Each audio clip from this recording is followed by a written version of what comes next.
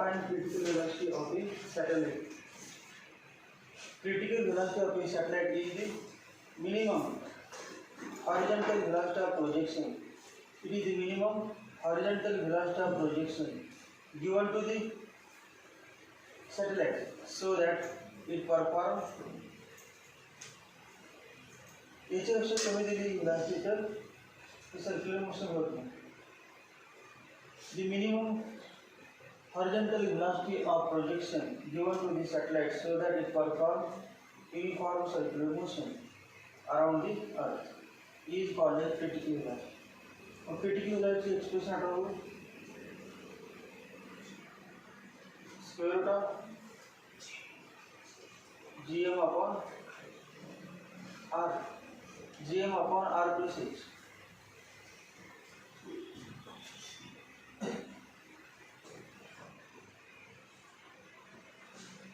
Gravitational force between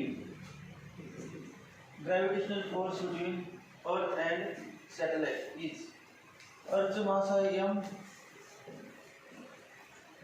satellite's mass है small m, दोघांमध्ये distance आहे r plus h.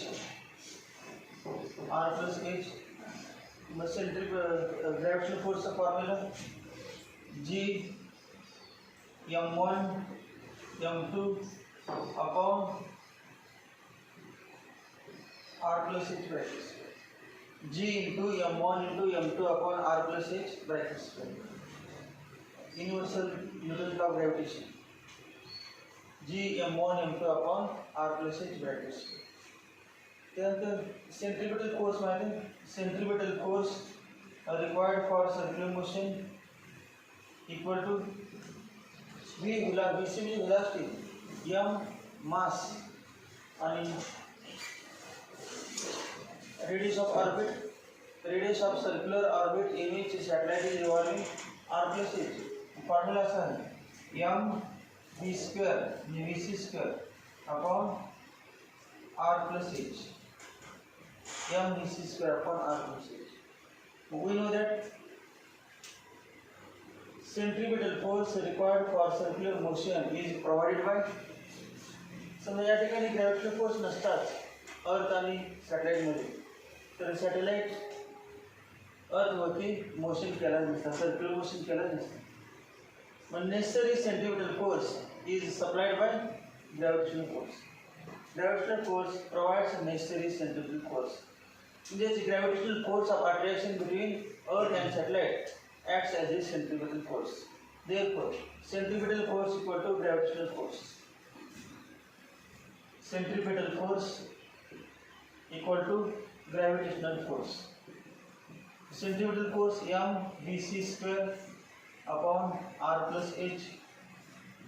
Gravitational force g capital M small m upon r plus h bracket square.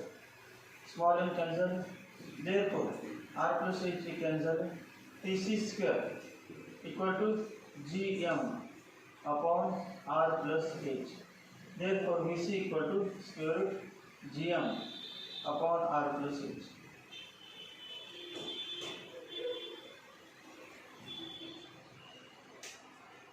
Critical velocity depends on which factor critical velocity depends. सॅटेलाइटची critical velocity, सॅटेलाइटला circular motion करण्यासाठी जो आपण कमीत कमी velocity देणार आहे ते किती द्यायचे कशावर अवलंबून आहे.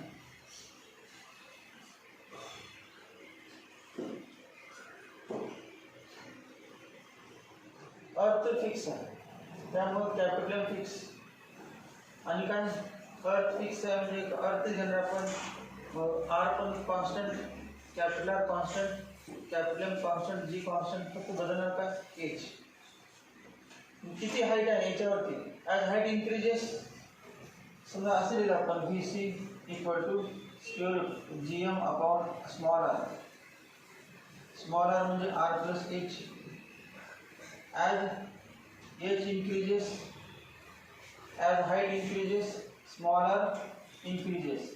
As small R increases V C decreases. Vc decreases म्हणजे Vc proportional 1 upon root r. म्हणजेच VC proportional 1/√r plus h, 1/r plus √r plus h. Height वाढली की क्रिटिकल व्हॅल्यूची काय होते? कमी. हाईट वाढल्यानंतर सॅटेलाइटला फिरण्याचे जो वेग द्यावा लागतो तो कमी द्यावा लागतो. AC equal to square root GM/r. सॅटेलाइटचं मास समजा 100 kg आहे, तेव्हाची क्रिटिकल व्हॅल्यू VC आहे. मग सॅटेलाइटचं मास केलं 200 kg. आता सांगा क्रिटिकल व्हॅल्यू किती? 100 kg सॅटेलाइट फिरवण्यासाठी इतकी ग्लास लागेल. मग 200 kg फिरण्यासाठी किती लागेल? दुप्पट लागेल. दुप्पट लागेल. इथे बघा, critical velocity does not depend upon mass of the satellite. Small m कुठे फॉर्म्युला कॅन्सल नाही, स्मॉल m कॅन्सल. मग 10 kg 100 kg घेतलं तर पण कॅन्सल होणार. 200 kg घेतलं तर पण 200 कॅन्सल होणार. 300 kg घेतलं तर 300 कॅन्सल होणार. किती पण कॅन्सल होणार. त्यामुळे मास किती आहे महत्त्वाचं नाही. It is same for all satellites. सॅटेलाइटचं मास किती पण आहे त्या काही संबंध नाही ठिकाणी. Because mass term is not present in this equation. VC is independent of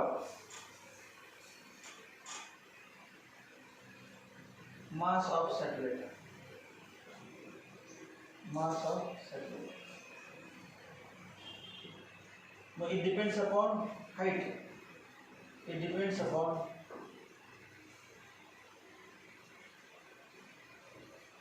height.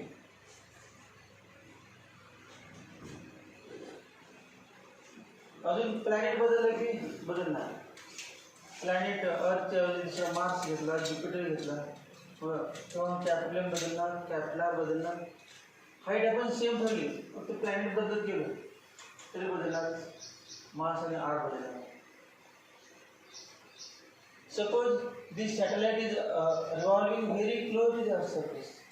Satellite अर्थच्या अगदी जवळ फिरायला, जवळ म्हणजे 500 kilometre, 400 kilometre, 100 kilometre, 200 kilometre. If satellite is orbiting close to the earth surface, then R ची व्हॅल्यू किती आहे? 6400 kilometre आणि H किती आहे? 100 किलोमीटर. 6400 मध्ये 100 ऍड केल्यानंतर काय जास्त फरक पडणार नाही. 6400च्या कंपॅरिझनमध्ये 100 काय कमी. 100 kilometer is very small as compared to 6400 kilometer. But R plus H is nearly equal to, if satellite is orbiting close to the earth surface,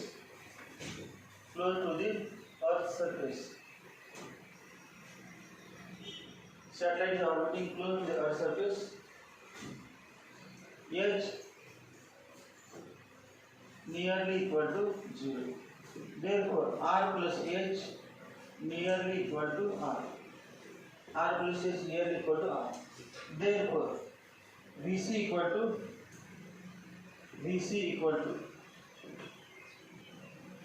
square root GM upon R.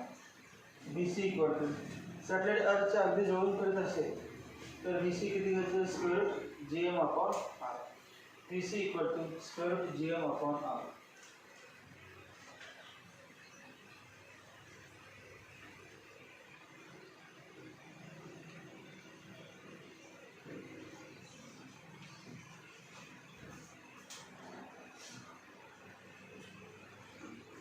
अजून formula आहे. We know that GM equal to GR square. GM equal to काय? काय झालं आपलं? GM equal to G into R square. GM म्हणजे काय? Small g into R square. किंवा असं फॉर्म्युला माहिती आहे ना? G equal to GM upon R square. G equal to GM upon R square. मी किंमत या ठिकाणी लिहिली. Therefore VC equal to square root GM च्या ठिकाणी GR square upon R. Therefore VC equal to root GR. समजा acceleration due to gravity आणि radius दिलं, बाकी काय दिलंच नाही, तर हा फॉर्म्युला पाहिजे acceleration due to gravity. VC proportional root G, PC proportional root R.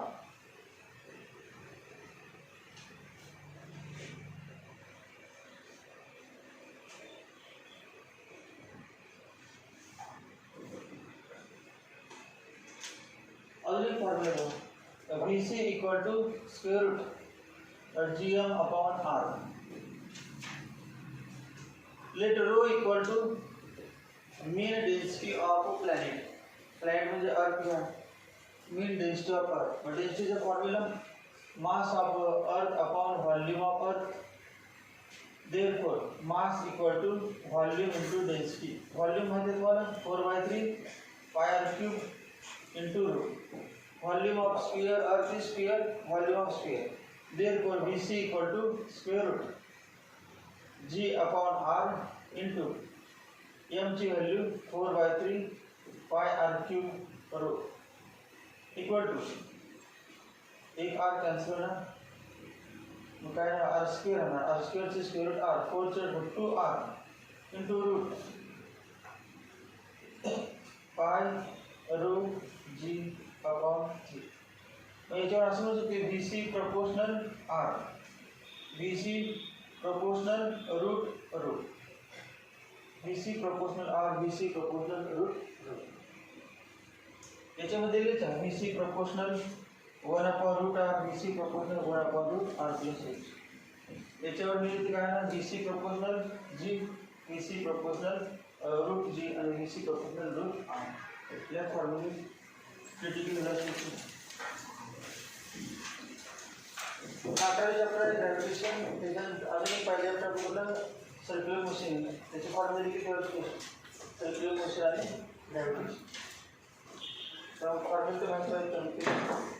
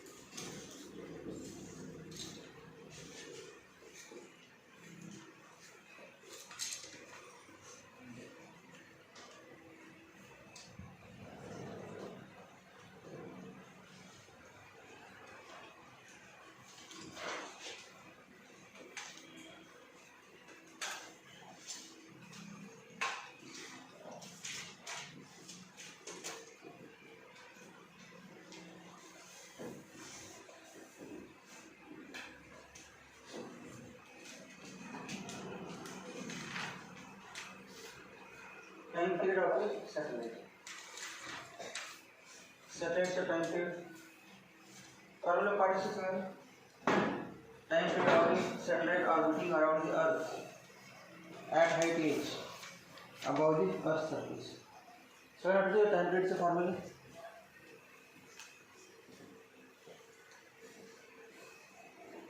Define time period of a satellite.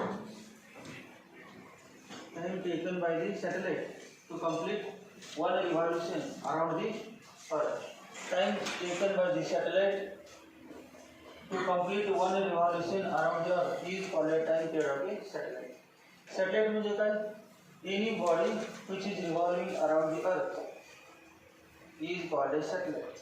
जी बॉडी अर्थ वरती फिरते त्या बॉडीचं नाव आहे सॅटेलाइट.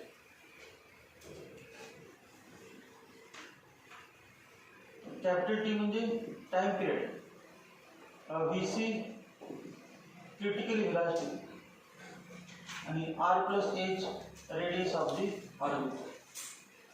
तुम्हाला फॉर्म्युला माहिती आहे, velocity equal to distance upon time, speed equal to distance upon time, distance upon time. Distance upon time आपण टाइम घेऊया कॅपिटल टी. कॅपिटल टी म्हणजे टाइम पिरियड. मग टी इतक्या टाइममध्ये हा सॅटेलाइट किती डिस्टन्स कव्हर करतो? Time taken by satellite to complete one revolution is called time period.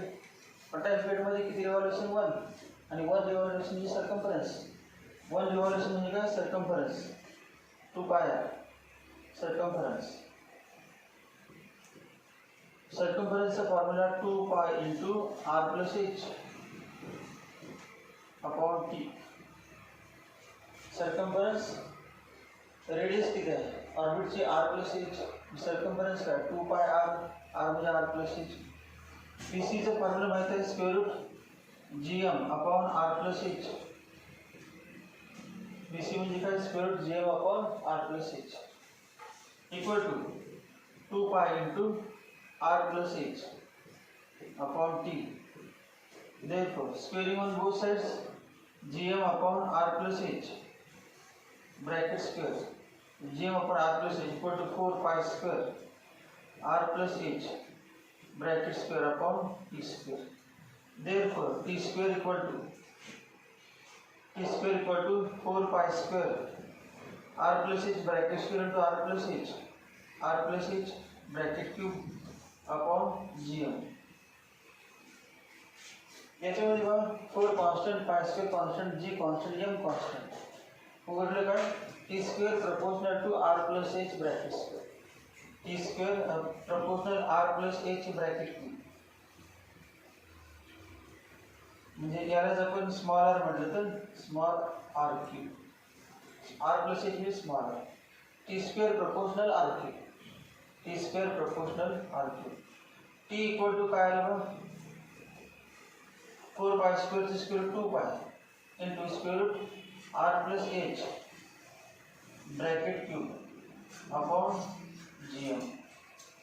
A formula expression for time period of a satellite orbiting around the earth. आणि हे पण महत्वाचे आहे, T square proportional R cube.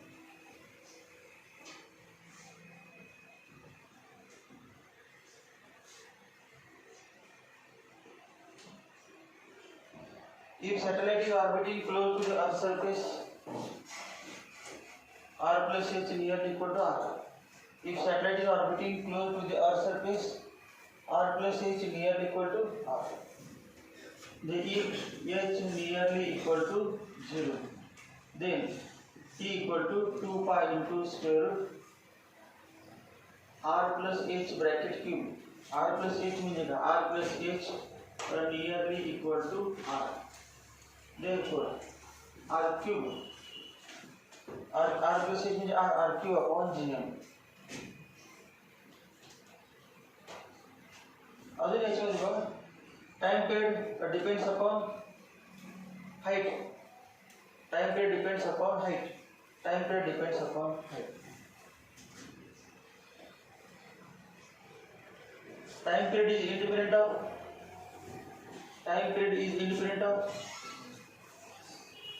time period is independent of but does not time period does not depend on mass of satellite. सॅटेलाइटचे मास किती पण असू दे, time period सॅटेलाइटच्या मास वरती अवलंबून नाही.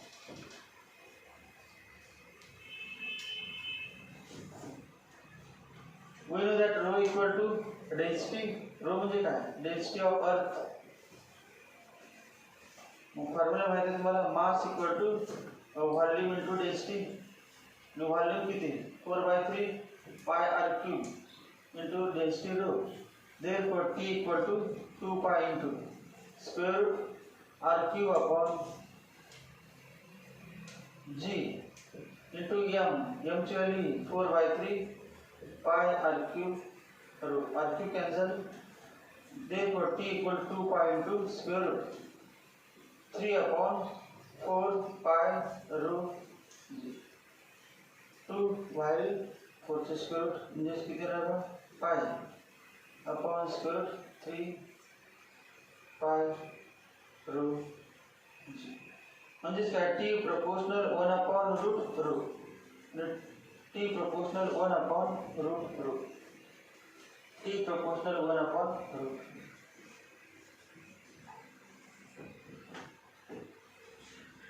left formula.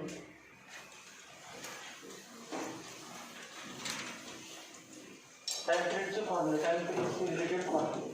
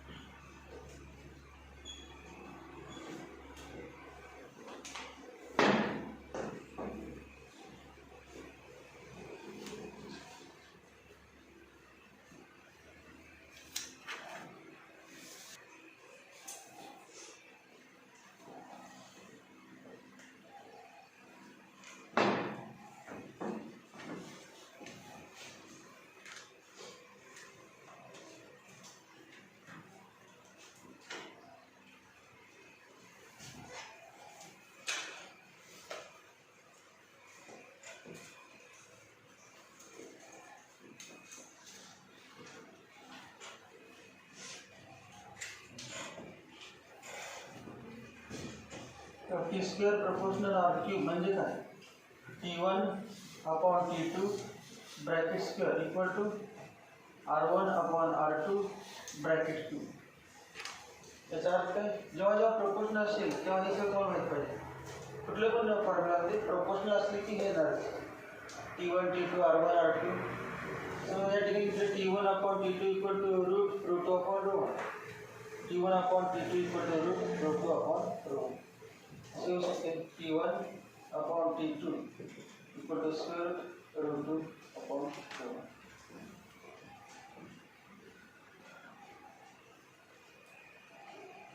समजा अजून एक असं लिहिलं आपण T equal to 2 pi into square root R cube upon GM आहे. But we know that GM equal to GR square.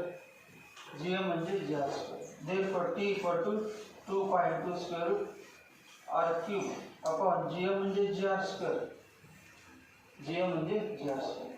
Therefore T equal to 2 pi into square root R upon G. R upon G.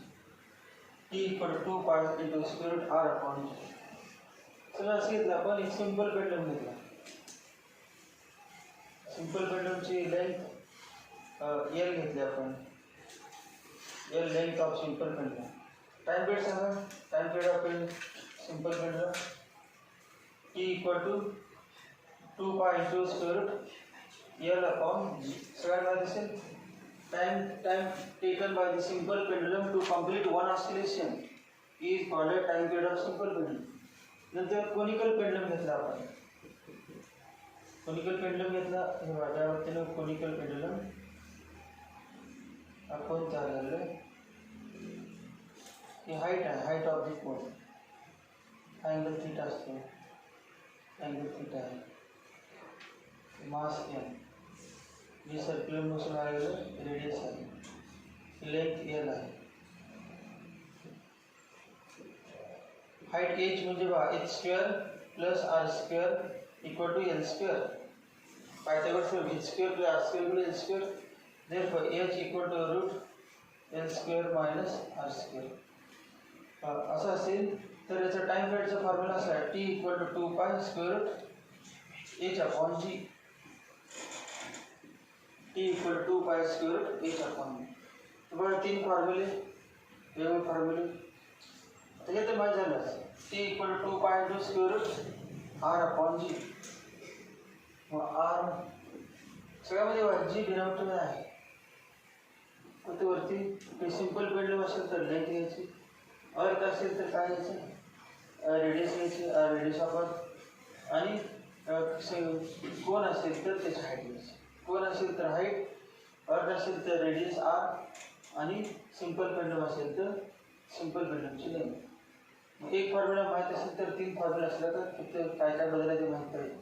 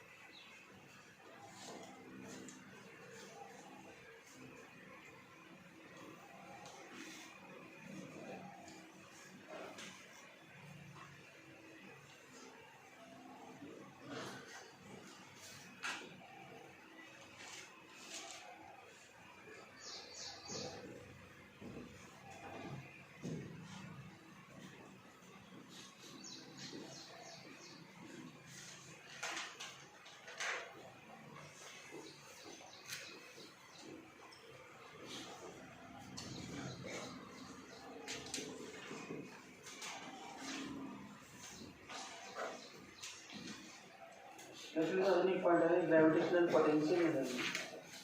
Electrostatics मध्ये काय electrostatic potential energy, gravitation मध्ये gravitational potential energy.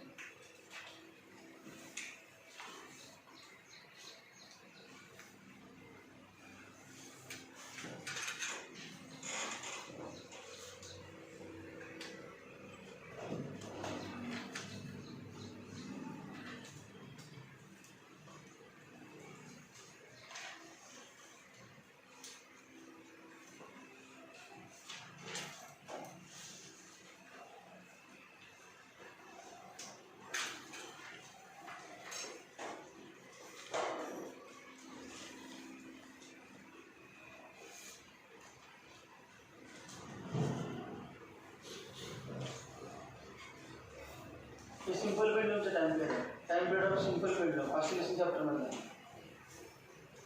Time period of conical pendulum rotational dynamic circular motion मध्ये T equal to 2 square h upon याचे सुद्धा अजून दोन फॉर्म्युले. Conical pendulum हा conical पेंडुलमचा T equal to 2 square L cos theta upon G असे पण आहे. अजून एक आहे T equal to 2 square R upon G tan theta. R upon G tan theta. T equal to R म्हणजे radius of horizontal spectrum. T equal to 2 square L cos theta upon G. T equal to 2 square R upon G tan theta.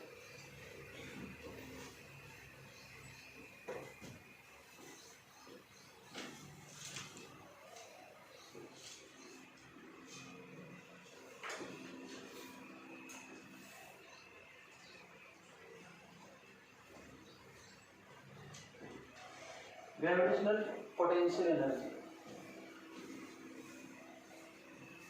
जो concept gravitational potential energy आहे तोच electrostatics मध्ये आहे. Same आहे. म्हणजे समजा हा चॅप्टर आणि इलेक्ट्रोस्टॅटिक्स मधले जे पॉईंट्स आहेत त्या ठिकाणी मास आहे त्या ठिकाणी चार्ज आहे एवढंच बदल. बाकीचे फॉर्म्युले सगळे सेम आहे.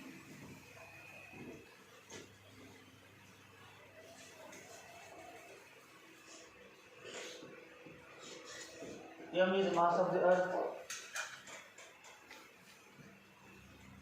R is radius of the earth. Suppose that unit mass is kept, 1 kg mass is kept. 1 kg किंवा M म्हणतो M mass is kept at a distance Ri. म्हणजेच काय initial position of the mass. Potential एनर्जीची concept कधी असतो.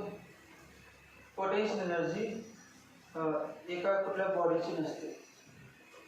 कुठल्या बॉडीची what is potential energy of ते म्हटलं body of mass M at height H. चला अर्थ नसेल तरी पोटेन्शियल एनर्जी नसणार. फॉर्म्युला काय mgh. पोटेन्शियल एनर्जीचा फॉर्म्युला काय जनरल फॉर्म्युला आपल्या स्मॉल हाईटसाठी mgh. mg काय वेट ऑफ द बॉडी आणि वेट ऑफ बॉडी म्हणजे ग्रॅव्हिटेशनल फोर्स. ग्रॅव्हिटेशनल फोर्स नसेल तर पोटेन्शियल एनर्जी कुठे.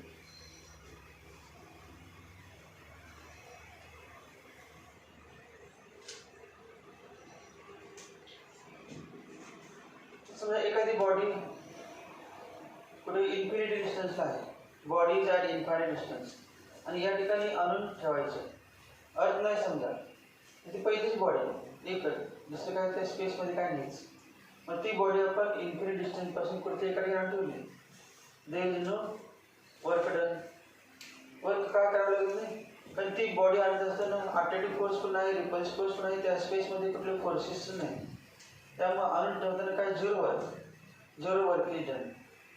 परंतु ती जेव्हा बॉडीला आणून ठेवली त्या ठिकाणी आणि तुम्ही दुसरी बॉडी आणून त्याच्या आसपास कुठे ठेवायचा प्रयत्न केला ती एकतर ते अट्रॅक्ट करणार. मग अट्रॅक्ट करणार म्हणजेच काय वर्क करायला लागणार परंतु निगेटिव्ह वर्क करायला नाही. अट्रॅक्ट म्हणजे बॉडीच अट्रॅक्ट करणार आहे. या ठिकाणी वर्क आलं बघ. पोटेन्शियल एनर्जी म्हणजे काय वर्क डन कधी होते if there is system of 2 or more bodies. 2 किंवा 2 पेक्षा जास्त असतील तरच हा कन्सेप्ट आहे gravitational potential energy. Gravitational potential energy for a single body does not exist. Single बॉडीसाठी हा कन्सेप्ट नाहीच. दोन असतातच, कमीत कमी दोन. मग आता एक काय अर्थ आहे आणि दुसरं काय मास आहे.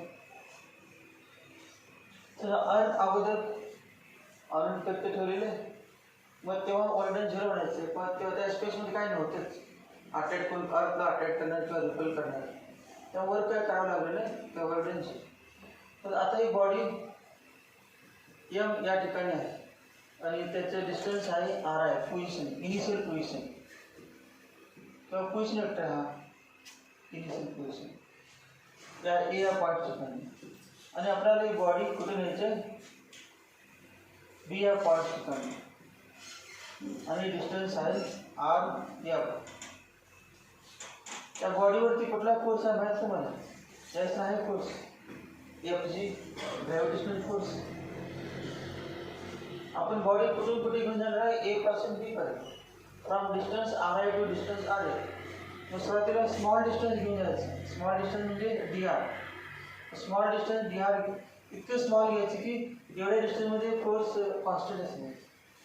फोर्स व्हेरिएबल फोर्स असेल तर मग प्रत्येक क्षणाला ते फोर्स चेंज होणार. मग या ठिकाणी स्मॉल डी आर घ्यायचे डिस्टन्स. वर्डनचं फॉर्म्युला काय? Force into displacement. Force constant लागते व्हेरिएबल फोर्ससाठी, ना ते व्हेरिएबल फोर्ससाठी मग इंटिग्रेशन झाला. फोर्स कॉन्स्टंट असेल तर work done equal to force into displacement. मग या ठराविक डिस्टन्ससाठी समजा D R is very very small distance.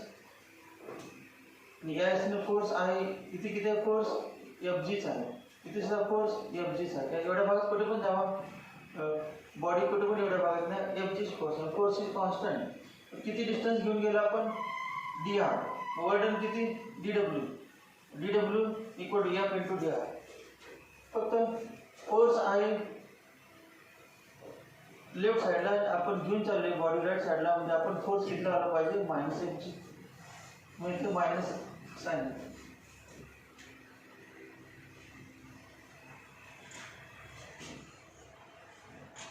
D W equal to काय आलं? F into D R. मग एफ म्हणजे एफ जी. ग्रॅव्हिटेशनल फोर्सचा formula G M M upon G M M upon R square. G M M upon R square into D R. General R. R I initial position, R F final position. ही general आहे R. R changes from R I to R A. R changes from R I to R A. Attractive force आहे म्हणजे आपण बाहेरून वर्णन करायला पाहिजे. Body या ठिकाणी आहे आणि अर्थ वाढायला लागले आणि आपण काय करायला पाहिजे? पण बॉडीच नाही या ठिकाणी जमिनी पडलेली आहे, म्हणजे अर्थ सेंटरपासून अर्थ डिस्टन्स आहे, ते वरती उचलायचं. आपण जाणार नाही. Work must be done.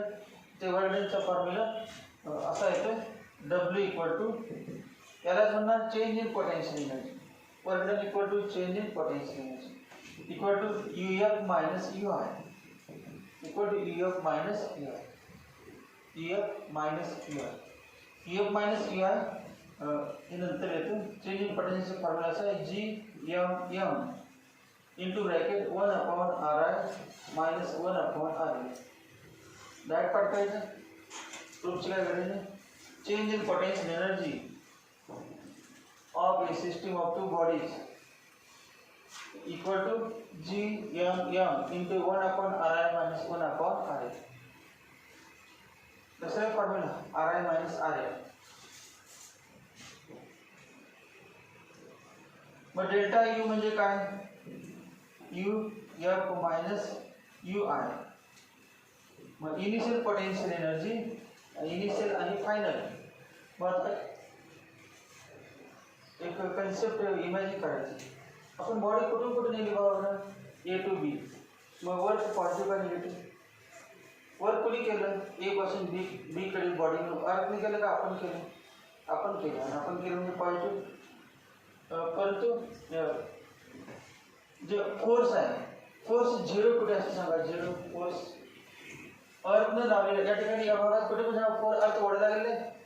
मग असे पॉईंट शोधायचे की ज्या ठिकाणी अर्थचा फोर्सच नाही. मग अर्थचा फोर्स कुठे नसतो? इन्फिनिटी. डिस्टन्स किती आहे? Infinity. At infinity distance F G equal to 0. As there is no force there is no work done. फोर्सच नाही म्हणजे काय नाही? फोर्सच नाही म्हणजे काय नाही? पोटेन्शियल एनर्जी नाही. मग इनिशियल एनर्जी काय म्हणजे आपण इनिशियल आता उलट होते बा ए टू बी गेलो तर मग या ठिकाणी आर आय म्हणजे इनिशियल आर एफ म्हणजे फायनल. आता आपण म्हणणार इथून स्टार्ट करायचं उलटी यायची याला इनिशियल म्हणायचं. U initial equal to 0. Potential energy किती 0. कुठे इन्फिनिटीला at infinity there is no force there is no potential energy there is no work done. आणि कुठला ते एका पॉईंट ठिकाणी येणार आहे तर कुठला पॉईंट हे दोन्हीपैकी माहिती नाही जनरल पॉईंट घ्यायचा. यू आय आणि यू एफ पुन्हा इथे कुठे येणार आपण यू म्हणजे डिस्टन्स काय घेऊ आपण किती का डिस्टन्स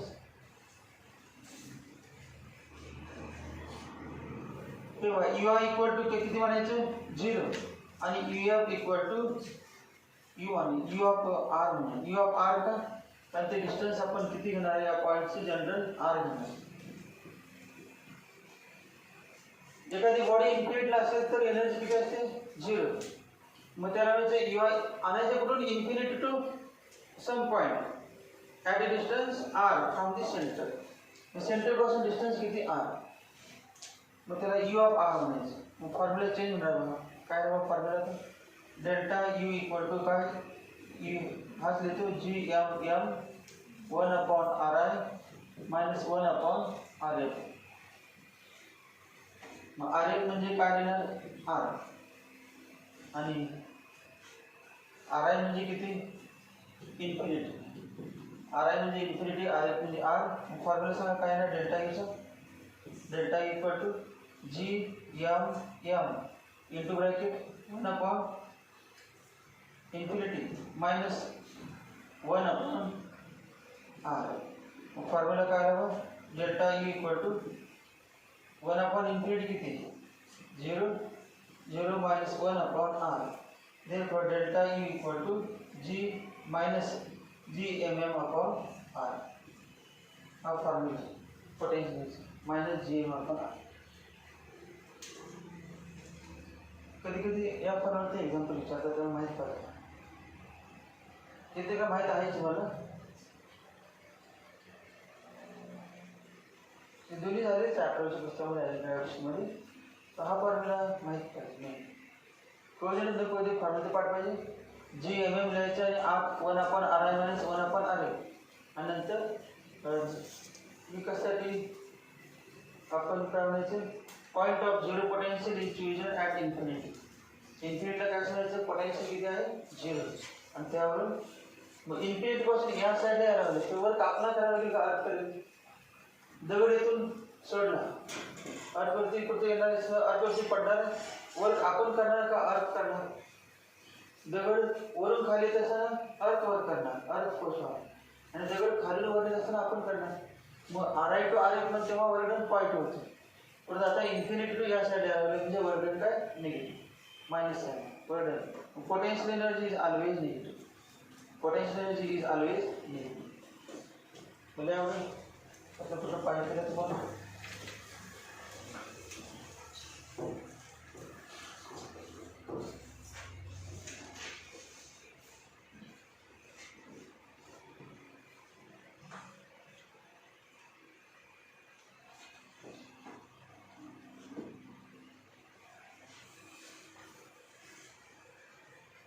रोटेशनल डायनॅमिक्स आणि ग्रॅव्हिटेशन हे दोन चॅप्टर एकदम मोठे आहेत.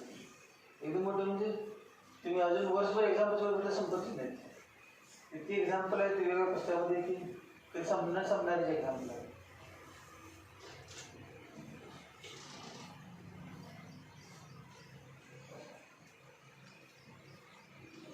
आणि एक्झाम्पल काय काही संपणार नाही फॉर्म्युला तर संपतील आपण फॉर्म्युला ते घेऊ.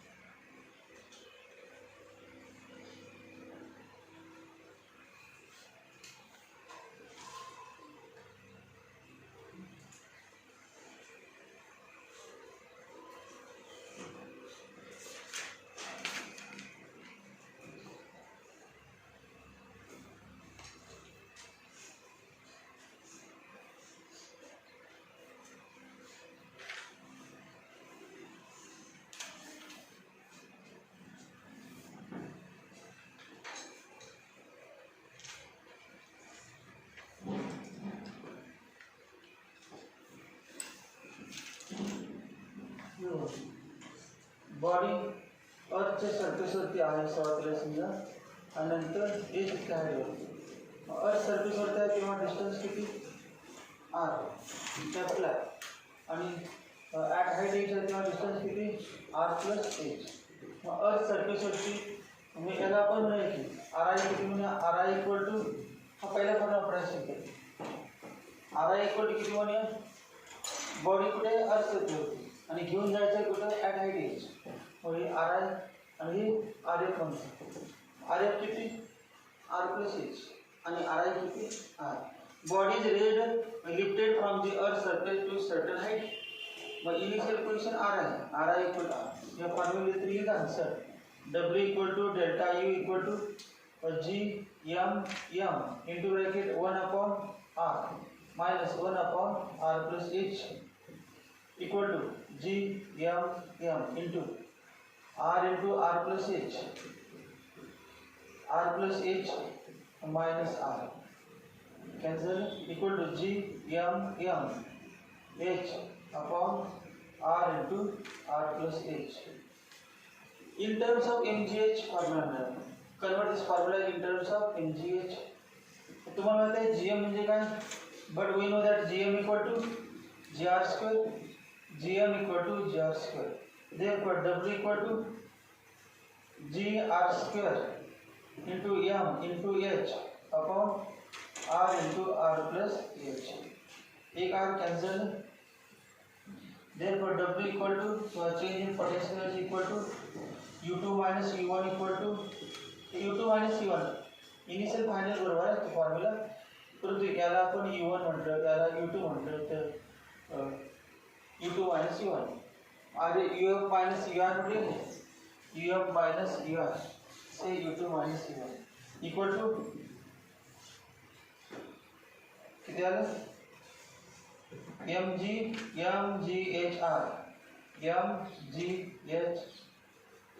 into r upon r plus h, mgh into r upon r plus h. समजा डायरेक्ट हा फॉर्म्युला आपला तरी पण हा फॉर्म्युला आपल्याला पण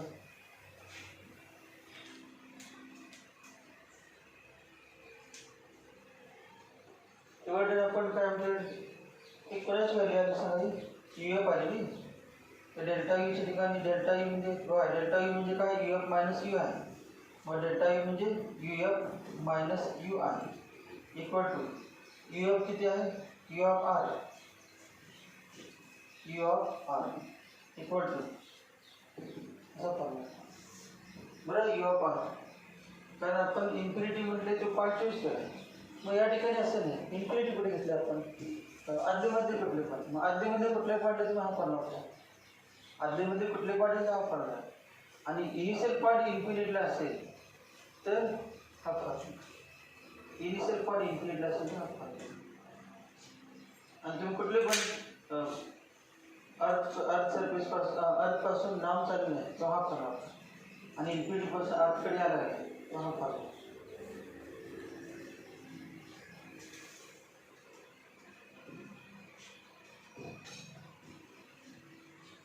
मग आता एक फॉर्म्युला काय ना u1 म्हटलं आपण u ऑफ r म्हणजे किती अर्थ सरफेस वरती, त्याला u1 होते u1 अर्थ सरफेस वरती, तेव्हा काय ना बघा minus G M M upon R small आणि कसं पहिलं हा पण वापरला ते बरोबर आहे, तेच आन्सर याच्यावर. नंतर बघा u2 equal to minus G M M upon u2 म्हणजे काय किती गेला हाईटवरती, मग हाईटवरती गेल्यानंतर तेव्हा u2 नाव दिलं, आणि r ठिकाणी काय नाही r प्लस एच, आणि कुठली एनर्जी जास्त आहे सांगा u1 का u2, u1 का u2 जर कळत नाही त्याची असं म्हणायचं u2 ग्रेटर आहे u2. पहिले वजा काय केलं आपण फायनल मार्क्स इनिशियल जस्ट वजाचं पोटेन्शियल जी वाढते होतं माहिती आहे की 10वीपर्यंत फॉर्म्युला होती mgh हाईट वाढीचं पोटेन्शियल वाढते. मग हे बायक 10वीमधला फॉर्मॅट होते जस्ट वजाचं पोटेन्शियल वाढते म्हणजे वरती जे असेल त्या पॉईंटची एनर्जी असेल ती खाली असेल त्यापेक्षा. तर दोघांची वजाबाकी केली तर हेच येते. तेव्हा E2 minus E1 equal to minus GM upon R plus H आणि मायनस बदल मायनस आणि हे minus one plus GM upon R. अलग हेच GM upon R GM upon R minus GM upon R plus H GM upon R minus GM upon R plus H. या कुठला formula देवा ते पण इम्पॉर्टंट आहे. भरपूर एमसीक्यू या फॉर्म्युलावरती आहेत. आपलं कुठले राईज झाले बघ केले झाले ठीक एवढं ते U1 आणि U2 चे दिले U1 आणि U2. अर्थच्या सरफेसपासून स्टार्ट असेल तर फॉर्म्युला अर्थच्या सरफेसपासून वर जायचं ना. आधीमध्ये कुठे असेल तर हा वापरायचा. आधीमध्ये कुठे जनरल हा पण अर्थच्या सरफेसवरून जेव्हा आपण वर जाणार तेव्हा हा वापरायचा.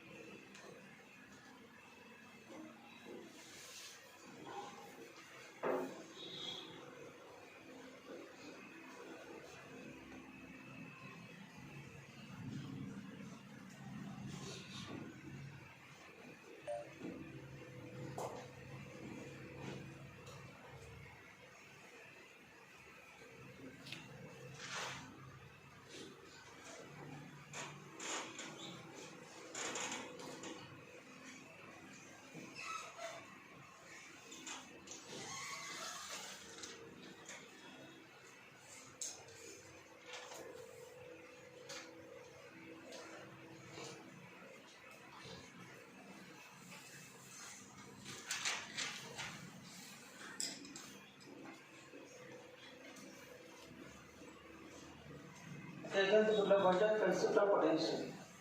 कन्सेप्ट ऑफ पोटेन्शियल आता काय झालं पोटेन्शियल एनर्जी झाली आणि पोटेन्शियल कुठलं gravitational potential. Concept of potential concept of potential आता फॉर्म्युला कुठला U of R equal to minus GM upon R. हा formula U of R equal to समजा हे असं लिहिलं U of R equal to minus GM upon R into R into M किंवा असं लिहिलं तर M बाजूला घेतले minus G into small m upon R into M.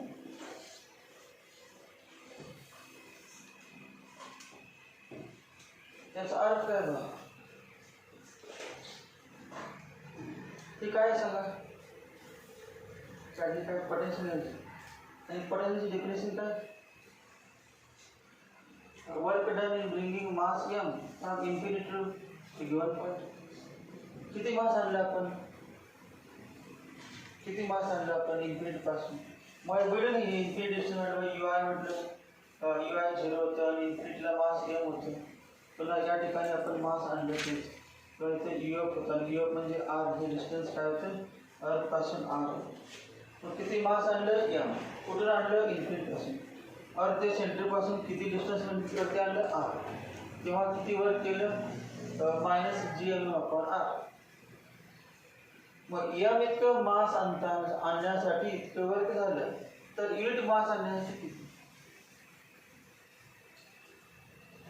तेव्हा स्मॉल m इतकं मास आणण्यासाठी U ऑफ R इतकं वर्क केलं तर युनिट मास इन्फिनिटी पासून आणण्यासाठी किती वर्क करावं लागेल? U of r upon m equal to काय ना माइनस जी m upon r into m upon m cancel भागले दिवस जी व्हॅल्यू काय असावं माइनस जी m अपॉन जी इंटू कॅपिटल अपॉन r म्हणजे काय युनिट मास जर इन्फिनिटी पासून या ठिकाणी आणायचं असेल अर्थ पासून तर इतकं वर्क केलेच पाहिजे. समजा तुम्हाला म्हणजे रेट दिला ते ठरवून युनिट मास तुम्ही आणायचं इतकं वर्क करायचं. मग 2 kg असेल तर त्या पद्धतीने त्याला बनायचं इंटू 2 3 kg असेल तर म्हणजे फिक्स आहे ते पोटेन्शियल आहे. अर्थ काय म्हणते माझ्यापासून किती अंतरावरती r इतक्या अंतरावरती जर युनिट मास आणायचं असेल इन्फिनिटी पासून एवढं वर्क केलं पाहिजे नाही तर म्हणजे इतकी एनर्जी इतकी व्हॅल्यू या ठिकाणी त्या जागेची व्हॅल्यू इतकं 2 लाख 3 लाख 4 तिथून या ठिकाणी आणायचं असेल तर तेवढे तुम्हाला पैसे मोजावे लागतील म्हणजे वर्क करावं लागेल इन्फिनिटी पासून या ठिकाणी बसायचं असेल जर तुमच्याकडे नसेल एनर्जी तर ते येऊ शकते म्हणजे या नाही तर नाही या फिक्स आहे याची पोटेन्शियल आहे त्या जागेचं पोटेन्शियल आहे. पोटेन्शियल म्हणजे काय व्हॅल्यू इम्पॉर्टन्स पोटेन्शियल याची काय स्ट्रेंथ आहे या ठिकाणी. तुम्ही या नाही तर समजा तुम्ही इंजिनिअरिंगला ॲडमिशन घ्यायला नाही पण इंजिनिअरिंगला जायचं असेल तर इतके चांगल्या कॉलेजमध्ये इतके मार्क्स पडले पाहिजे मग ते कंडिशन आहे तिथे जायचं प्रत्येक असते कोणाला पडतील न पडतील एखाद्या पडतील परंतु कंडिशन आहे की नाही इतके पाहिजे म्हणजे इतकी 1 लाख रुपये फी भरली तर तुम्हाला ॲडमिशन पैसे भरा ॲडमिशन येतं ना रेट तर फिक्स आहे या ठिकाणी. मग या पालीमध्ये जायचं असेल तर तेवढे पैसे भरावे लागतात मग जायचं असेल तर काय प्रॉब्लेम नाही पण अगोदर ठरलेलं काय असेल ते एवढ्याच याचं नाव काय म्हणायचं पोटेन्शियल याचं नाव काय म्हणायचं पोटेन्शियल. अर्थ पासून r इतक्या अंतरावरती युनिट मास इन्फिनिटी पासून आणायचं असेल तर किती वर्क करावं लागेल इतकं minus G M upon r. समजा 2 kg आणायचं असेल तर इंटू 2 करायचं 3 kg आणायचं असेल तर इंटू 3 करायचं सॅटेलाइट आणायचं असेल तर सॅटेलाइटचे मास म्हणायचे पण हे फिक्स आहे मग याला म्हणायचं gravitational potential at a point in the gravitational field gravitational potential. Concept of gravitational पोटेन्शियलचा फॉर्म्युला बघ ग्रॅव्हिटेशनल पोटेन्शियलचा फॉर्म्युला आहे याला नाव आहे ग्रॅव्हिटेशनल पोटेन्शियल. फॉर्म्युला काय सांगा ग्रॅव्हिटेशनल पोटेन्शियलचा gravitational potential energy per unit mass gravitational potential energy per unit mass. M mass आणण्यासाठी ती एनर्जी आहे ती gravitational potential energy at that point आणि युनिट मास आणायचं तर व्हायचं अपॉन थोडक्यात काय वर्क डन पर युनिट मास. युनिट मास आणण्यासाठी केलेलं वर्क म्हणजे ग्रॅव्हिटेशनल पोटेन्शियल. त्या खाली gravitational potential at a point at a distance r gravitational potential at a point at a distance r from center of earth is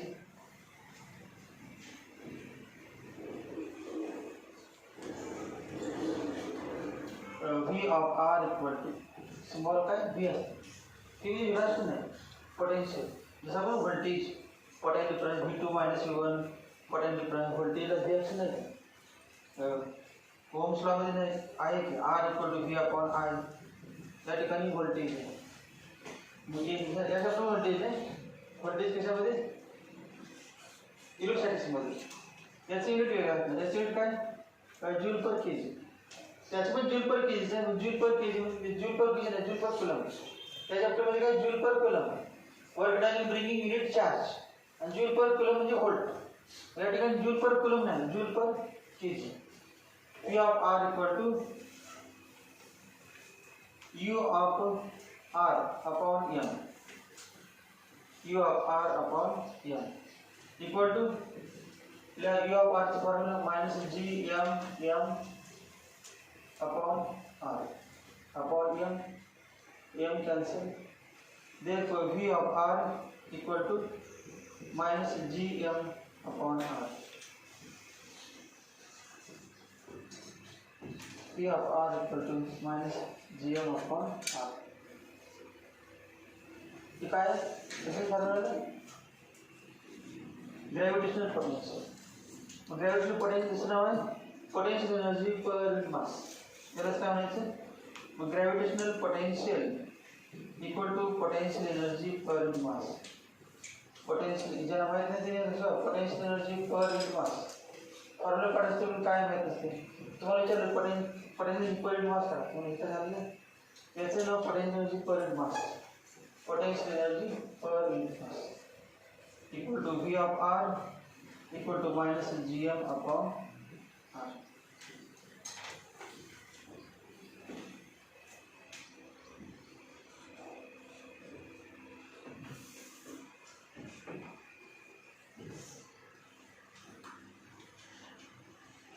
घरी गेल्यानंतर जे फॉर्म्युले दिले ते काल आज काय 2-3 जागा होते ते विचार कर माझ्या वाचायला पडतो. लिहिलं वही भरले म्हणून ते येईलच काय नाही. मग वही किती भरू दे जोपर्यंत तुम्ही गजापणा मनन करत नाही विचार करत नाही फॉर्म्युला कशासाठी एक्झाम्पल एखादा विचारते कसं आठवलं पाहिजे ते तुम्ही दर असं महिना 2 महिने आठवत बसलं ते परफेक्ट राहणार. आज तुम्हाला काय जमत नाही काय माहीत नाही समजा घरी दररोज बघू शकत नाही दररोज 15 मिनिटं 20 मिनिटं लिहिलेले फॉर्म्युले मग कधीतरी कळतील की 15 दिवसांतर लक्षात राहतील महिन्याभराने तुम्ही परीक्षा अगोदर लक्षात राहतील. मग परीक्षा अगोदर आपल्याला पाहिजे उद्या नाही आठवलं जाऊ दे परीक्षा अगोदर आठवली ना 2-2.5 मिनिट दररोज बघितल्यानंतर आठवत नसेल तर मग ते विद्यार्थ्यांना मेंदू नाही म्हणायचं. एक फॉर्म्युला जर 2.5 महिने बघतोय तरी पण आठवत नाही मग काय होतं शक्य नाही काय शक्य नाही त्या बाबतीत. आता म्हणत ना उद्या तुम्हाला आलं पाहिजे परंतु परीक्षा तुमची सुरू होईल तोपर्यंत आला पाहिजे. तोपर्यंत क्वेश्चन विचार तर 0 पडणार तेव्हा तुम्ही प्रयोग मारा.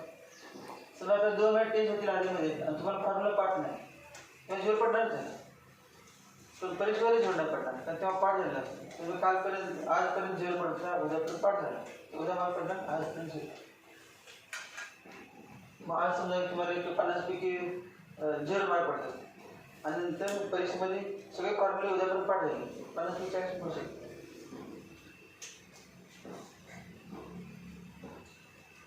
फॉर्म्युले पाठ झाल्यानंतर पडतील असं गैरसमज करून द्यायचं.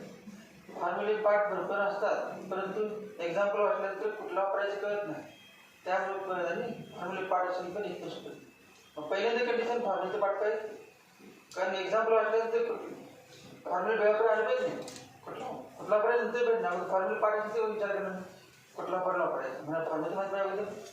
मग नंतर मग ज्यांचे फॉर्म्युले पाठ आहेत हळूहळू टेस्टमुळे काय होते तेच प्रॅक्टिस होते. एक्झाम्पल वाचताय तुम्ही फॉर्म्युला वापरायचा त्याला पुढचे एक्झाम्पल वाचताय फॉर्म्युला आठवत नाही पुढचे एक्झाम्पल असं कळते ना आपण एक्झाम्पल वाचते फॉर्म्युले पाठ पण आहेत पण आठवत पण आहेत अजून काय केलं पाहिजे त्या घरी तुम्ही अभ्यास वाढवत नाही त्या दर मार्क्स किती पडले आहेत बघू नका पडणारच कमी आणि ते दररोज असल्यामुळे टेन्शन घ्यायचे ते दररोज आहेत आपलं इकडून सुटी झाले असं काय विचार करायचे. आन्सर पण पाठवण्याच्या व्हॉट्सअपला तुम्ही समजा आज क्वेश्चन 50 क्वेश्चन झाले पाहिजे त्याचे व्हिडिओ पण केलेले आहे त्या 50 क्वेश्चनचे. समजा 50 फिजिक्स केमिस्ट्री मॅथ्स जास्त केले आहेत परंतु फिजिक्सचे केले फिजिक्सचे जास्त सुटत नाही एक्झाम्पल जास्त असतात. मग त्याचे क्वेश्चन तर तुमचे असतातच पेपरामध्ये सोडले असतात किंवा अगोदर टेस्टमध्ये त्या 1.5 तासामध्ये वाचले तर असते पुन्हा व्हिडिओ बघल्यानंतर काय तिथे आपण एक क्वेश्चन वाचला होता आपण सुटलेला होता त्याची तेवढं काय सुटलं तेवढे बघायचं संपूर्ण काय बघायची गरज नाही. मग तसे व्हिडिओ सगळे युनिट टेस्ट जे आहेत तिथे असतील एक 20-25 काय असतील सगळ्यांचे ते व्हिडिओ पण केलेले आहे. मग तेव्हा तुमचे टेस्ट झाल्यानंतर ते व्हिडिओ पण पाठवतो आन्सर पण तुम्हाला ज्यांना व्हिडिओ सुटताच व्हिडिओ विषय बघायला गरज आहे. ते सुटलेच आहे 2-4 सुटले नाही ते पण ते सोल्युशन पार्टनरचं आहे ते क्वेश्चन सॉल्व केले सगळे मग त्यावर पण तुम्ही बघून शिकू शकते. पण तेच नाही सुटलं तर मग व्हिडिओ बघायची गरज नाही. ज्यांना बऱ्यापैकी समजा 50 पैकी 40 पैकी सुटले 10 राहिले ते तुम्ही आन्सर बघितले कळते आपले हे चुकले पण ते आन्सर बघून पण कळत नसेल तर मग व्हिडिओ बघायचे नाही तर अभ्यास बंद करून फक्त व्हिडिओ बघत असतात. जे येत नाही तेवढे बघायचे सगळे बघत बसायचे नाही जे येत नाही तेवढंच. याच्यानंतर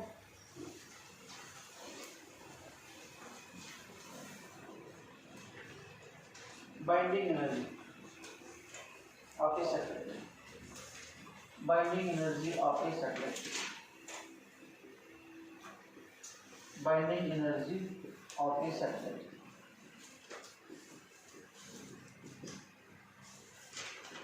Binding energy. सगळे 11 चॅप्टर घ्यायला इम्पॉर्टंट आहे.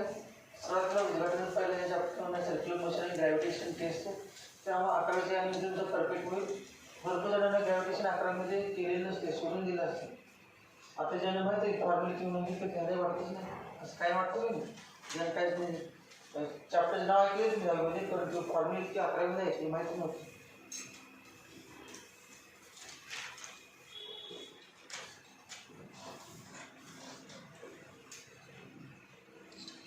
Binding energy of a satellite. Binding energy definition about binding energy. Binding energy of electron पर आहे. Binding energy of satellite. Minimum amount of energy required. Minimum amount of energy required to remove the satellite. Minimum amount of energy required to remove the satellite. पुढचं काय energy होतं पाहिजे? Minimum amount of energy required to remove the satellite. पुढचं आपण विचारतो remove the satellite. Satellite काढायचं कुठून काढायचं? आपल्या घरात नाही सॅटेलाइट ठेवलं. टू रिमूव्ह द सॅटेलाइट कुठे? At height H. तिथं ॲट हाईट एज पुढचे बसलेलं झोपलेलं घराला गेलं. To remove the satellite at height H revolving around the earth. अर्थच्या वरती एज काय होती? सॅटेलाइट फिरायला गेला आणि फिरत असताना तिथून कुठे काढायचं?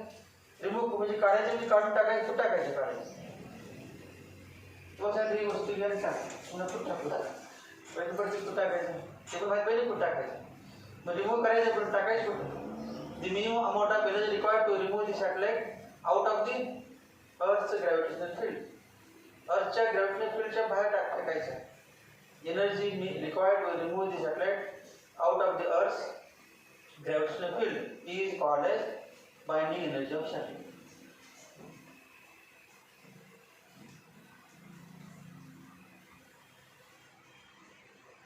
बघा एक्सप्रेशन बघा आर हे मास एम आणि हाईट स्मॉल एम मास हाईट एच. सॅटेलाइट आहे ऑर्बिटिंग. 3 केसेस आहेत. If satellite is orbiting at height H, if this body is at rest आणि तरी सॅटेलाइट म्हणायचं. सॅटेलाइट कधी म्हणायचं? ऑर्बिटिंग असेल तर. जर ते फिरत नसेल तर त्याला सॅटेलाइट म्हणायचं. If satellite is orbiting at height H, so if body is orbiting at height h, it is called a satellite. कायदे व्हेलॉसिटी असणार BC. क्लॉकवाईज डायरेक्शनने किंवा अँटी क्लॉकवाईज डायरेक्शनने काय करत असेल ते. आपण काय करणार आहे? Binding energy. बाइंडिंग एनर्जी काढण्यासाठी काय काय माहिती पाहिजे? कायनेटिक एनर्जी, पोटेन्शियल एनर्जी आणि टोटल एनर्जी. हे जर 3 तुम्हाला माहीत असतील तर बाइंडिंग एनर्जीचं नाव. तर तुम्ही कायनेटिक एनर्जी म्हणजे काय माहीत नाही, पोटेन्शियल एनर्जी म्हणजे काय माहीत नाही, डायरेक्ट बाइंडिंग एनर्जी पाठ करायला काय उपयोग होतो? सॅटेलाइट कुठली मोशन करायला? सर्क्युलर. सर्क्युलर मोशन करायला आणि काहीतरी व्हेलॉसिटी आहे याच्यात काय कायनेटिक असणार. मग कायनेटिक एनर्जीचं फॉर्म्युला बघ इक्वल टू 1/2 mvc². आणि VCचं फॉर्म्युला तुम्हाला पाठच येते. VCचं फॉर्म्युला आज दिलेला तर square root gm upon r plus h bracket equal to 1/2 m capital gm upon r plus h. तर असं लिहायचं capital G capital M small m upon 2 into r plus h. Kinetic energy आहे आणि मास कधी negative नसते आणि velocity negative असलं तरी त्याचं स्क्वेअर कधी निगेटिव्ह नसते. जर kinetic energy always positive. Kinetic energy negative कधी नसते. कसं kinetic energy is a positive quantity. तर पोटेन्शियल एनर्जी काढूया. पोटेन्शियल एनर्जी का आता झाली की potential electric concept of potential आणि पोटेन्शियल झाली का? पोटेन्शियल एनर्जी किती डिस्टन्स आहे? r. मग r इतका अंतरावर सांगा पोटेन्शियल एनर्जी किती असते? U of r formula potential energy equal to U of r equal to minus GM upon r. आता झाले का? म्हणजे minus GM m upon r plus h. हे झालं potential energy at that point काय असेल त्या पोझिशनला. मग कायनेटिक एनर्जी माहीत आहे सॅटेलाइटची, पोटेन्शियल एनर्जी माहीत आहे. टोटल एनर्जी काढू. Total energy of the satellite at this position. Total energy equal to K plus P. असंच ॲटम्स मॉलिक्युलमध्ये बोर सिरप हायड्रोजन ॲटम एक्सप्रेशन फॉर एनर्जीने EM इक्वल त्यात पण कायनेटिक एनर्जी आहे, पोटेन्शियल एनर्जी आहे, बाइंडिंग एनर्जी पण आहे. किती G M upon 2 into R plus H plus minus G M upon R plus H. Common काढूया. G M upon R plus H into bracket 1/2 minus 1 म्हणजे किती ना half minus 1 minus 1/2 G M upon R plus H. किती energy सध्या सॅटेलाइटची energy आहे सॅटेलाइटची. मग satellite जेव्हा एस्केप होतो म्हणजे काय असेल तर डिस्टन्स किती इन्फिनिटी. Distance infinity. जेव्हा सॅटेलाइट एस्केप होतो तेव्हा अट्रॅक्शन आहे का नाही सॅटेलाइटमध्ये आणि अर्थमध्ये. सॅटेलाइटचा एस्केप झाला पुढे गेला ग्रॅव्हिटीच्या बाहेर, अट्रॅक्शन नाही म्हणजे पोटेन्शियल एनर्जी किती 0. सॅटेलाइट जेव्हा एस्केप होतो तेव्हा पोटेन्शियल एनर्जी किती असते 0. आणि म्हणजे ॲट इन्फिनिटी पोटेन्शियल एनर्जी 0 आपण म्हटलेच किंवा मानलेच नाही. सॅटेलाइट एस्केप झाला तेव्हा पोटेन्शियल एनर्जी किती 0. काय एनर्जी किती सांगा. सॅटेलाइट एस्केप झालं तरी पण माहिती तुम्ही अर्थभोवती फिरणार आहे. अर्थभोवती कधी फिरेल जर ग्रॅव्हिटेशनल फोर्स असेल तर. त्या ठिकाणी नाहीच एस्केप झालेला आहे. मग there is no kinetic energy, there is no potential energy, मग there is no total energy. मग टोटल एनर्जी किती इन्फिनिटीला 0. मग total energy at infinity equal to 0 आणि तेव्हा एस्केप झाला. मग आता टोटल एनर्जी 0 नाही, 0 करायची आपल्याला. सध्या इतकी आहे, इतकी एनर्जी आहे आणि करायची किती 0. मग आपल्याला किती द्यावं लागेल त्याचं नाव बाइंडिंग एनर्जी. डेफिनेशन आहे ना minimum amount of energy given to the satellite so that it escapes. Minimum amount of energy given to the satellite so that its total energy is 0. Therefore it reaches to infinity. मग काय ना बघ किती आपण द्यायची बघा. Total 0 झालं पाहिजे. मग आहे किती total energy -1/2 G M upon R plus H. मग त्यामध्ये आपण किती ॲड करायचे म्हणजे 0 इतकेच 1/2 G M upon R plus H. मग तेव्हा काय होणार 0. मग याचं नाव आपण किती दिली ही, मग याचं नाव binding energy. Binding energy formula केला. Binding energy always positive because it is energy given 1/2 G M upon R plus H. लक्षात सोपं बाइंडिंग एनर्जी फॉर्म्युला पाठ करायची. कायनेटिक एनर्जी बघा, कायनेटिक एनर्जी तर बाइंडिंग एनर्जी फक्त कायनेटिक एनर्जीला कायनेटिक एनर्जी म्हणायचं, बाइंडिंगला बाइंडिंग एनर्जी म्हणायचं. तर ते फॉर्म्युले केले दोन्ही आहे का दोन्ही सेमच फॉर्म्युला. टोटल एनर्जी पाठ करायला नाही. कायनेटिक एनर्जी तुम्हाला येते म्हटलं तर 1/2 mv² व्हीचं फॉर्म्युला पाठ आहे. टोटल एनर्जी हेच राहायचे. कायनेटिक एनर्जी आणि टोटल एनर्जी फरक आहे बघा, फक्त मायनस आहे. मग कायनेटिक एनर्जीचं पाठ आहे तुम्हाला, टोटल एनर्जी बाइंडिंग एनर्जी पाठ आहे. आणि टोटल एनर्जी फक्त निगेटिव्ह असते. टोटल एनर्जी निगेटिव्ह फक्त मायनस आहे. मग आता उरले कुठले पोटेन्शियल एनर्जी. मग असं म्हणू शकतो आपण kinetic energy equal to binding energy. हे तर आहे. मग total energy equal to minus kinetic energy. Kinetic एनर्जीला मायनस साइन दिली की टोटल एनर्जी होते. आणि पोटेन्शियल एनर्जी बघा बरं,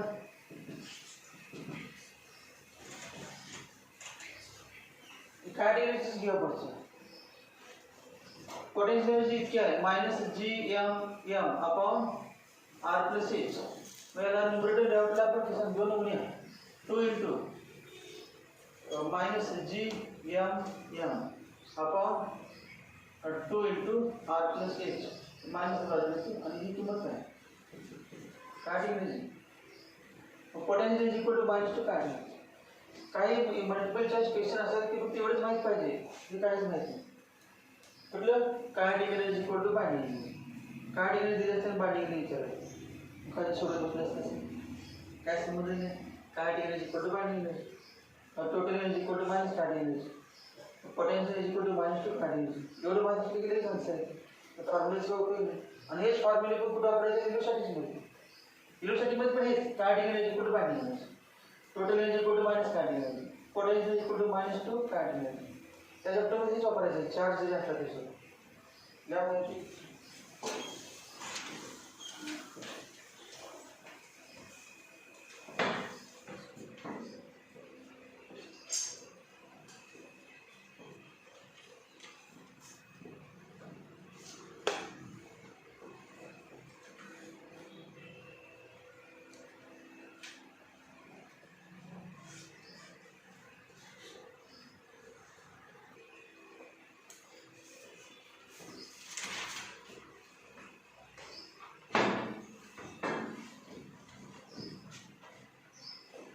हा फॉर्म्युला काय binding energy of satellite orbiting at height h.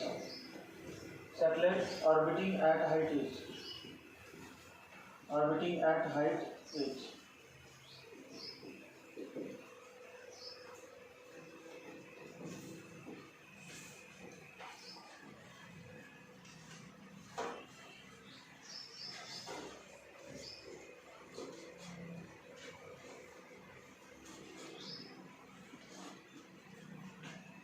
आता बघा ऑर्बिटिंग क्लोज टू द सर्फेससाठी काय नाही. इफ इट इज ऑर्बिटिंग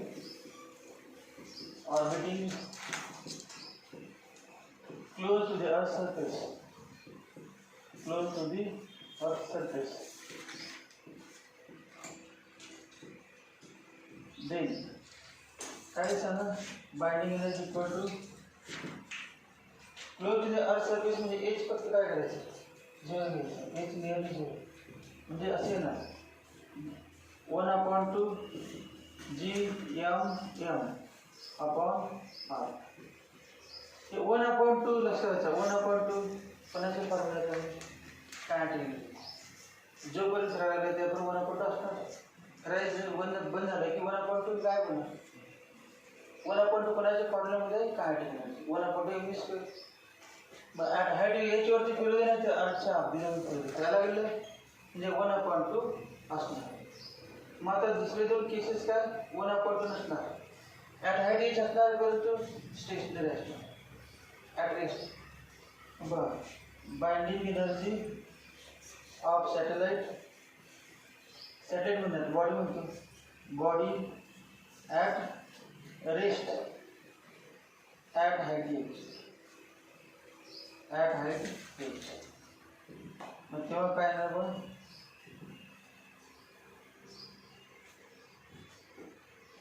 काय 1/2 फक्त ना कारण हा ते formula binding energy total energy किंवा असं तर binding energy equal to minus total energy. Total energy negative असते. निगेटिव्ह इंटू निगेटिव्ह पॉईंट ना मायनस जोडल्यामुळे equal to minus total energy म्हणजे काय kinetic energy plus potential energy equal to minus kinetic energy at rest असल्यामुळे potential energy minus GM upon R plus H equal to minus into minus plus GM upon R plus H. The सर्व body at rest असेल at height age तर binding energy फक्त 1/2 ते 1/2 होतं. तेव्हा 1/2 होतं at height age 1/2 काढलं. आता body is on the surface of अर्थ तिथून सॅटेलाइटला काढायचं. Binding energy of body at surface of अर्थ. तेव्हा काय नाही सरफेस ऑफ अर्थ म्हणजे सरफेस ऑफ अर्थ हेच येणार फक्त एच लिहून हेच वरचेच GM अपॉन R. 4 फॉर्म्युला लिहा. 3 केसेस आहे समजा केसेस केस 1 केस 2 आणि केस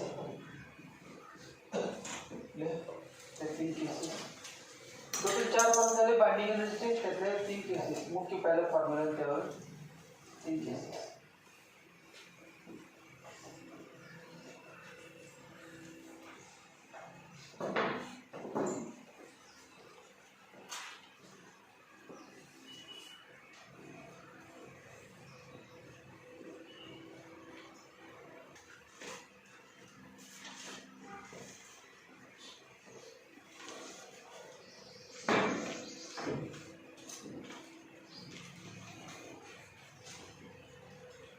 escape velocity of a body from the surface of the earth. एक बॉडी अर्थच्या सरफेस वरती आहे आणि त्या बॉडीला एस्केप करायचं. आता काय केलं आपण? एस्केप बाइंडिंग एनर्जी मध्ये काय केलं? एस्केप बाइंडिंग एनर्जी डिफिनेशन काय होतं? Binding energy definition minimum amount of energy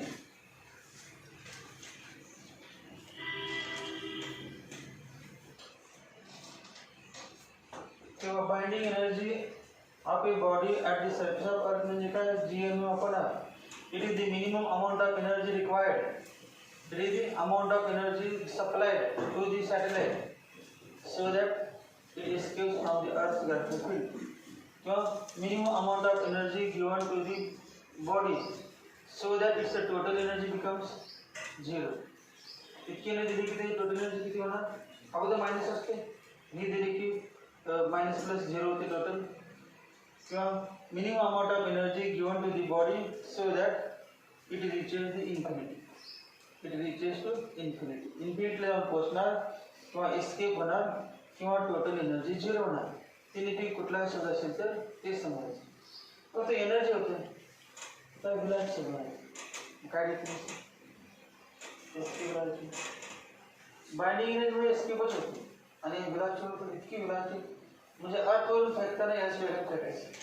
आपण बाहेर जाणार परत येणार नाही. मग काय म्हणायचं? Minimum velocity of projection given to the body. Minimum velocity of projection तेव्हा बॉडी अर्थ सरफेसवरती आहे, मास एम आहे, distance R, mass M capital M आणि याला व्हेलॉसिटी द्यायची काय ते? व्हेलॉसिटी का व्ही. जे व्ही इनिशियल स्पीड आहे. V initial equal to V. सुरुवातीला किती व्हेलॉसिटी फेकणार? आपण फेकणार म्हणजे रॉकेटवरती किती व्हेलॉसिटी? V आहे इक्वल टू V. मग इतकी व्हेलॉसिटी इथे असणार जेव्हा इथून बाहेर स्टार्ट होणार, आतून जाणार त्या क्षणाला. नंतर सुरुवातीला झिरो होणार नाही. सुरुवातीला झिरो जाणार नाही. झिरो म्हटल्यानंतर कसं जाईल? स्पीड जायला होणार कसं? मग सुरुवातीला किती V आहे. मग जसं वर जायचं तसं काय होणार? व्हेलॉसिटी कमी कमी जाणार.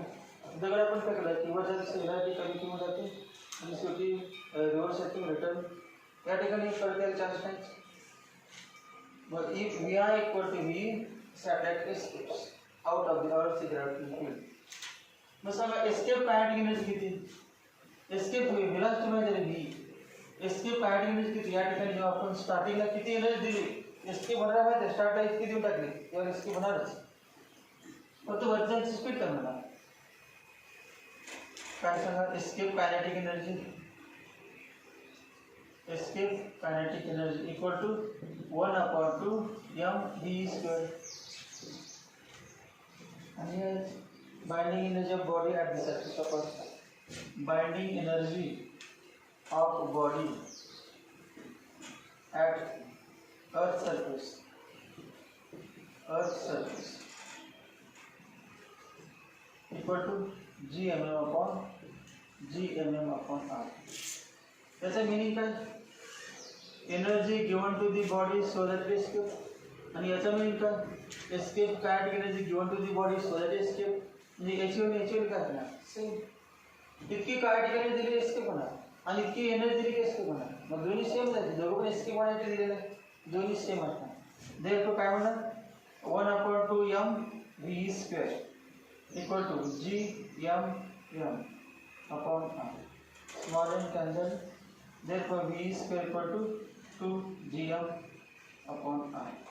Therefore v equal to square root 2gm upon r equal to root 2 into root gm upon r. root gm upon r क्या है? Critical velocity. कधी जर ती बॉडी अर्थच्या अगदी जवळून आतमध्ये फिरत असेल तेव्हा त्याची व्हॅल्यू असते क्रिटिकल व्हेलॉसिटी. क्रिटिकल व्हेलॉसिटी मग असं लिहू शकते but root gm upon r equal to root gm upon r equal to vc. Therefore v equal to root 2 vc. v equal to root 2 vc. Therefore ve minus root 2 vc. Change म्हणजे किती additional energy इतक्या स्पीडने फिरत होतं. किती स्पीडने फिरत होता अवधी सॅटेलाइट समजा आपण. अवधी फिर ही फॉर्म्युला मध्ये फिरत नव्हता, तर आता आपण घेतले ते vc. चला सॅटेलाइट किती स्पीडने फिरायला लागलाय vc. मग इतके वेग होता, मग आपण किती व्हेलॉसिटी दिली तर एस्केप होईल. व्हेलॉसिटी असे आहे ना यावरती हॉरिझॉन्टल व्हेलॉसिटी किती असते vc म्हणजे काय हॉरिझॉन्टल व्हेलॉसिटी आणि व्हेलॉसिटी जस्ट वाढत असं माहिती आहे ना. असं डायग्राम आहे बघा, हे सर्क्युलर मोशन व्हेलॉसिटी असं होतं. एक वेळ एस्केप होते परतच नाही. हायपरबोला वेगवेगळे केसेस बघा. लॉन्चिंग ऑफ ए सॅटेलाइट ही vc less than vp less than vc, vp equal to vc, vp greater than vc. वेगवेगळे 4-5 केसेस आहेत डायग्राम मध्ये. ॲपोगी पेरिगी सगळं. मग याचं चेन काढला किंवा असं होतं VE equal to 1.414 vc. Difference घ्या VE minus vc equal to PE minus. सुरुवातीला किती होता वेग vc आणि आता किती आहे PE. या दोघांचे वजा करून करायचे. 1.414 vc मायनस vc याची किंमत दिली 0.414 vc equal to 41 upon 100 vc equal to 41.4% vc. म्हणजे VE minus vc equal to same शी असतो पर्सेंटेज दिला असतो 41.4%. काय 4 ऑप्शन दिले असते एक असते आणि माहीत पाहिजे तुम्हाला PE minus VC equal to 41.4% किंवा 0.414 VC किंवा हे पण माहीत पाहिजे VE equal to 1.414 VC, PE equal to root 2 VC, PE equal to root 2 GM upon R. अजून बघा एक GM equal to GR square, GM equal to GR square. मग काय आहे बघा VE equal to square root 2 GM म्हणजे GR square, GM म्हणजे GR square upon R equal to root 2 GR, root 2 GR. अजून VE equal to root 2 GM upon R. M म्हणजे माहिती आहे ना volume to density 4/3 pi r cube into root. Therefore VE equal to square root 2g upon r into 4/3 pi r cube root. एक r cancel equal to काय ना 2r square मध्ये 2 pi root g upon 3. हा एक formula E equal to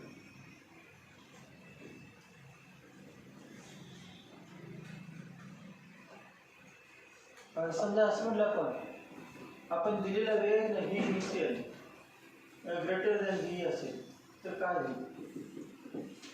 if V initial greater than V initial greater than V.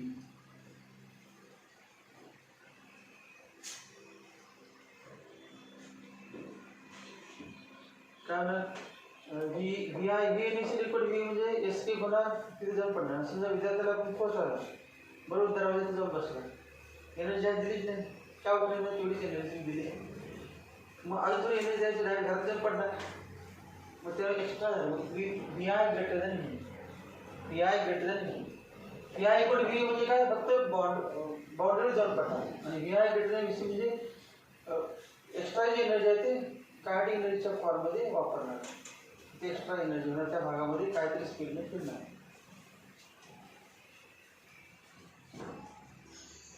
मग आपण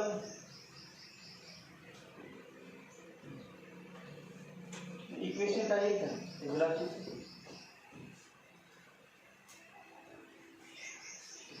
तेव्हा आपण दिलेली एनर्जी म्हणजे 1/2 mvi² इक्वल टू काय एस्केप होण्याची लागणारी एनर्जी v² प्लस त्या भागामध्ये फिरणार ती एनर्जी असं म्हणतो.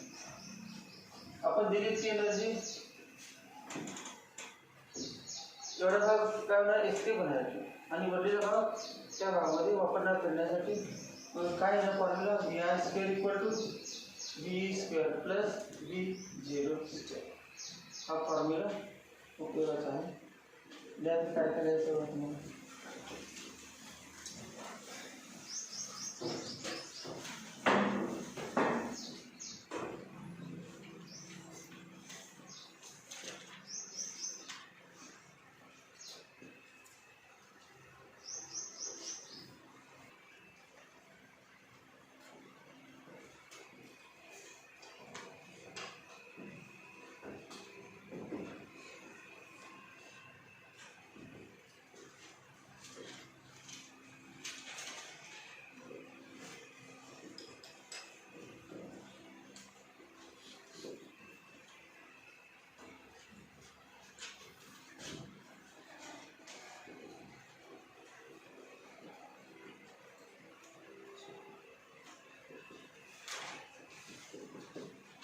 डायग्राम बघा लॉन्चिंग ऑफ सगळ्याची 3-4 पॉईंट होते सर 4-5 अर्थ आहे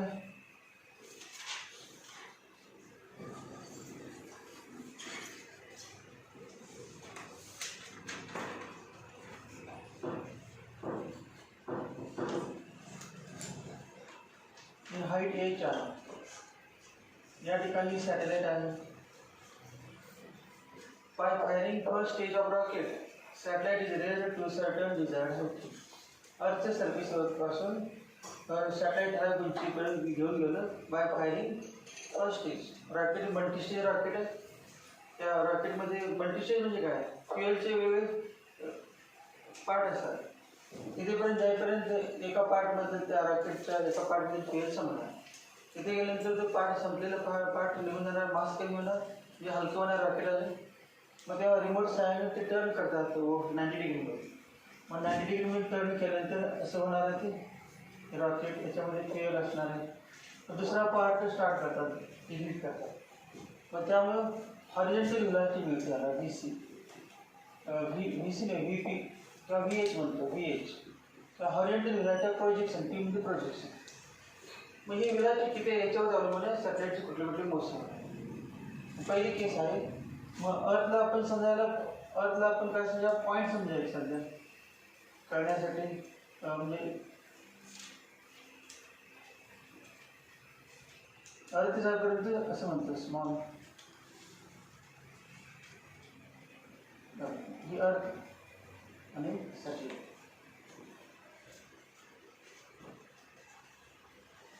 त्याचे प्रकार आहेत इफ VP लेस दॅन अगोदर लेस दॅन नको VP इक्वल टू VC घेतो. व्हेलॉसिटी किती असेल त्या रॉकेटला दिलेला जो वेग आहे तो क्रिटिकल व्हेलॉसिटी इतका असेल तर काय सांगा perform circular motion around the earth. अर्थवरती कुठली मोशन करणार आहे सर्क्युलर मोशन. कधी VP इक्वल टू मग या पाचचं काय ना VP इक्वल टू VC किंवा ही डायग्राम. जसं का VP लेस दॅन VC तेव्हा काय होणार बघा इलिप्स असणार. पण अर्थ त्याच्यात कुठले असणार म्हणजे हे इलिप्स घेतला पण असं अर्थ कुठेतरी वरती पाहिजे किंवा खाली फोकसला जसं आपण होते सन केप्लर्स लॉज अजून झाले आपले Kepler's laws of planetary motion. Kepler's लॉजमध्ये 10वीमध्ये पण झालेत ना Kepler's laws. Every planet revolve around the sun with sun at one of the foci of the ellipse. माहिती आहे तुम्हाला. सन कुठे असतो जेनिफिक एका फोकस आणि त्यावरती प्लॅनेट सर्कल असतं. मग इथे पण तसंच म्हणायचं अर्थ त्या एका फोकसमध्ये. मग आता अर्थ कुठल्या फोकसमध्ये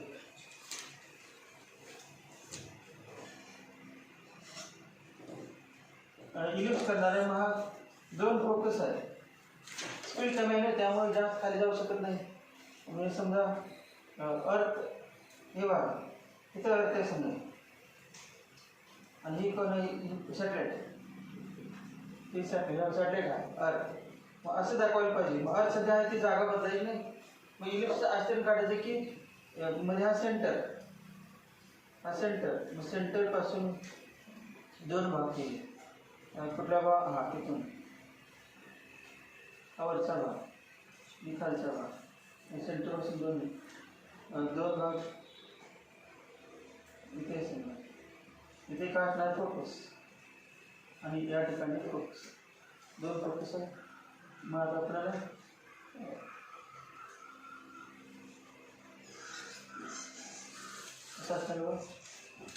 सर्व हे बघू नका समजण्यासाठी. हा इलिप्स आहे. इलिप्सचा सेंटर, इलिप्सचा कुठला सेंटर कुठला आहे बघा, हा सेंटर दाखवणार नाही आपण. नंतर हा एक फोकस आहे ना, हा एक फोकस. अर्थ कुठल्या फोकसला, खालचा फोकस. मग अर्थ डायग्राम तुम्ही लक्षात ठेवायचं. इफ ही कंडिशन कोणासाठी आहे, if V P less than V C, if V P less than V C. Diagram पाठ करायला नाही तुम्हाला क्वेश्चन असू शकतो.